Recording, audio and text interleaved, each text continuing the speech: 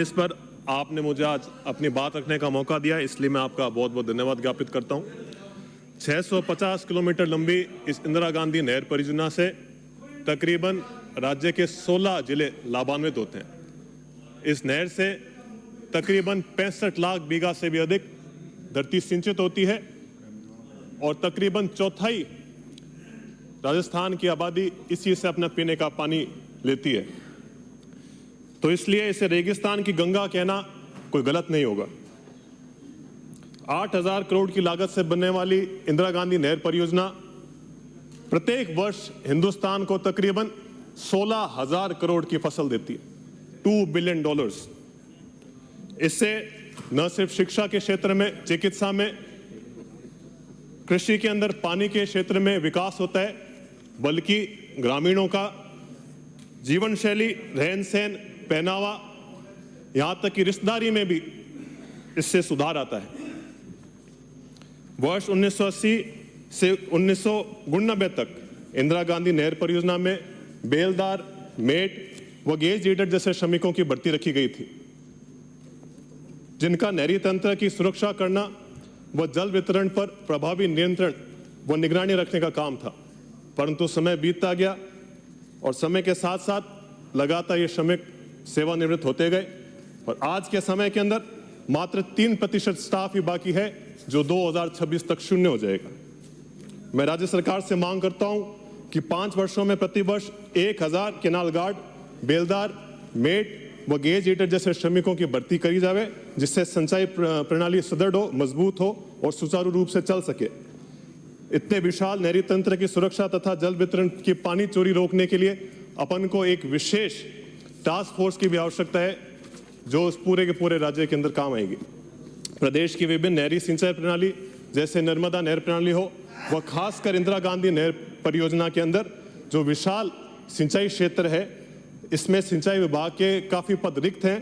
वह विभागीय कार्रवाई का भय नहीं होने के कारण से कई असामाजिक तत्व बेखौफ होकर खुलेआम साइफन के माध्यम से, पंप सेट के माध्यम से चोरी करते हैं। इससे यह होता है कि अंतिम छोर पर बैठे हुए किसान को प्राय खुद के हिस्से का निर्धारित पानी भी नहीं मिल पाता है। केंद्र राज्य सरकार के हजारों करोड़ रुपए खर्च करने के बावजूद भी मजबूत पानी चोरी रोकने के कठोर नियम नहीं होने से आजादी के 77 साल बाद भी टेल पर बैठा हुआ कृषक आज भी एक एक बूंद पानी के लिए तरस रहा है। जुलाई 2022 में सुप्रीम कोर्ट ने निर्णय देते हुए निर्देशित किया कि जांच एजेंसियों को 7 वर्ष तक की जेल की सजा वाले अपराधों के लिए आरोपी के उपस्थित होने का नोटिस जारी किए बिना और फिर इसे स्पष्ट रूप से निर्दिष्ट किए बिना आरोपियों को गिरफ्तारी करने से बचना चाहिए।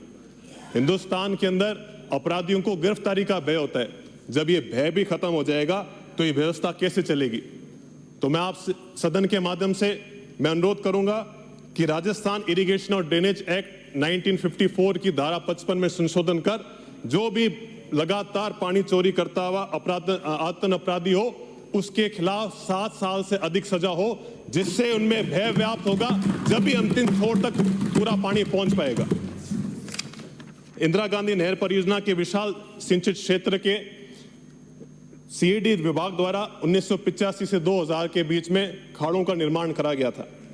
इन 30 से 35 वर्ष पूर्व निर्मित खाड़ों की ढंग से देखभाल नहीं हो पाई, रख रखाव नहीं हुआ और विभागीय लापरवाही से आज अधिकतर खाड़े टूटने की स्थिति पर है।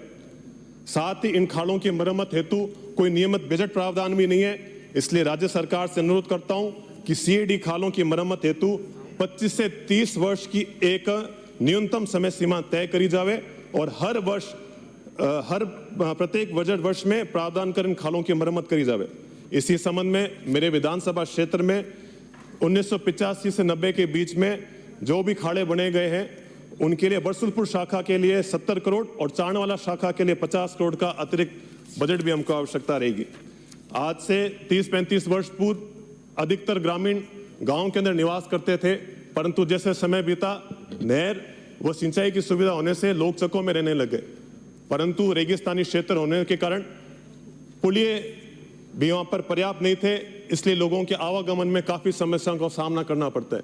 इसलिए रेगिस्तानी क्षेत्र के अंदर जल्द से जल्द पर्याप्त पुलियों का निर्माण, नहर पर पुलिया बनाने का भी आवश्यकता है। मेरे विधानसभा क्षेत्र में कोलायत में आने वाली 2 बड़ी शाखाएं बरसुलपुर शाखा और चाणवाला शाखा में क्रमशः 100 करोड़ व 125 करोड़ के सुदृढ़ीकरण कार्य और मरम्मत कार्य 2023-24 में स्वीकृत करे गए थे, परंतु मुझे बड़े दुख से कहना पड़ रहा है विगत सरकार में हुए भ्रष्टाचार के कारण से इन कामों का सरकारी मापदंडों के अनुसार ये कार्य नहीं हो पाए और ना ही इनकी गुणवत्ता उस स्तर की रही। इनकी मैं ये लगातार 35 वर्ष के लंबे इंतजार के बाद हमको ये फंड मिला और आगे आने वाले 35 साल बाद भी हमको ये फंड नहीं मिलेगा। इस विषय की गंभीरता को देखते हुए मैं सिंचाई मंत्री जी से अनुरोध करूंगा कि जो भी जैसे कंपनी है गोपी कृष्ण हैदराबाद, ऐसी कंपनी ने जो भी अनियमितताएं इनके काम में है उनकी उस स्तरीय जांच हो और दोषियों के ऊपर कड़ी से कड़ी कार्रवाई हो जिससे जनता के हक का पैसा सही जगह लग सके। मेरे विधानसभा क्षेत्र कोलायत के मगरा क्षेत्र के अंदर वर्षा जल संग्रहण और संरक्षण के लिए कोई उचित प्रावधान नहीं है। इससे बहुमूल्य वर्षा जल रेगिस्तान के अंदर व्यर्थ ही बह जाता है और हमारे क्षेत्र के अंदर बाढ़ जैसे हालात होते हैं। अगस्त 2023 के अंदर अतिवृष्टि से हमारे क्षेत्र के कई गांव जैसे मंडाल, भाटियान, मंडाल, चारनान, गडियाला, मोटासर, ग्रांदी, बज्जू ऐसे गांव में बाढ़ की स्थिति हो गई थी। वहां पे रोडें टूट गई थी, नहरें टूट गई थी, यहां तक कि लोगों के फसलें, खेत, उनके ट्यूबवेल, उनके सारे साजो सामान नष्ट हो गया था। मैं आपसे अनुरोध करता हूं कि मेरे क्षेत्र में अतिवृष्टि और बाढ़ प्रभावित क्षेत्र में प्राकृतिक एवं पारंपरिक जल स्रोतों का पुनर्निर्माण करने हेतु वाटर शेड और वाटर हार्वेस्टिंग स्ट्रक्चर का निर्माण कराया जाए। इसके लिए अतिरिक्त 5 करोड़ की मैं आपसे मांग करूंगा और जिससे जल संरक्षण होगा, भूजल स्तर भी बढ़ेगा और भूमि का कटान भी कम होगा, साथ में पर्यावरण और पशुधन को भी लाभ होगा। अंतिम में मैं ये कहना चाहूंगा कि जब सिंचाई पर बात चली रही है तो आज अपन सभी को इस आधुनिक भारत के भागीरथ व केसर हिंद महाराजा गंगा सिंह जी को भी याद करना चाहिए। वो उन्हीं का प्रयास था। मात्र 18 साल के अंदर जब वो राजा बने तो 1899 के अंदर 56वां काल आया। इस काल से ज्यादा विनाशकारी काल शायद ही राजस्थान के इतिहास में आया। तो भी मात्र 18 साल के राजा के सामने एक ऐसी चुनौती आई कि उसके सामने उसकी 20% जनता 1 साल के अंदर ही अकाल मृत्यु को हाथ हो गई। इससे विचलित होकर उन्होंने ये प्रण लिया कि आगे भविष्य में ऐसी परिस्थितियों से मेरी जनता को नहीं गुजरना पड़े, इसलिए मैं एक ऐसी नहरी व्यवस्था लेके आऊंगा आगे भविष्य में काल से मेरा क्षेत्र में कोई भी परेशानी नहीं आएगी।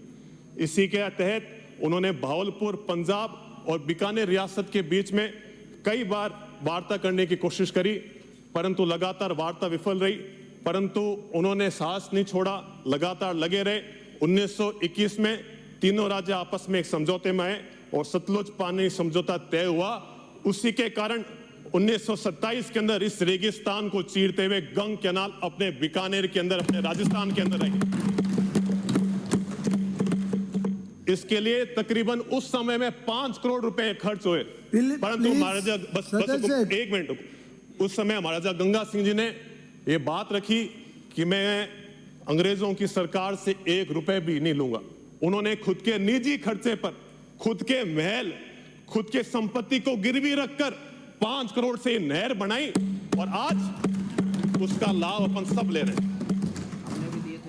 जिंदगी के आखिरी समय के अंदर गंगा सिंह जी कैंसर से त्रस्त थे, पीड़ित थे। 2 फरवरी 1943 के अंदर उनको कोमा के अंदर अस्पताल में भर्ती कराया गया, परंतु मृत्यु से मात्र 1 घंटे पहले गंगा सिंह जी होश में आते हैं और होश में आके हल्के शब्दों में यही बात कहते हैं कि get me the files of Bhakra dam, कि मुझे भाखड़ा बांध की फाइल लेकर आओ। मतलब मृत्यु के आखिरी क्षण के अंदर भी खुद के जनता के लिए जो आदमी लगा वो थे महाराजा गंगा सिंह जी।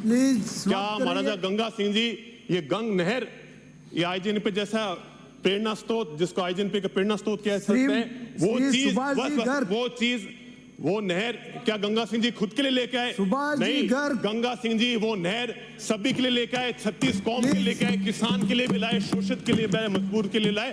परंतु बड़े दुख से कहना पड़ता है, यहाँ पर कोई लोग बैठ के ये बात कहते हैं कि ये साहब ठाकुरों का बजट था। खुद के घर को, खुद के महलों को गिरवी रख के अगर कोई आदमी लेके आया, उनके इस पवित्र सदन में उनके लिए ऐसे बात करी जाती है, तो इससे निंदनीय कुछ नहीं हो सकता। माननीय सभापति महोदय।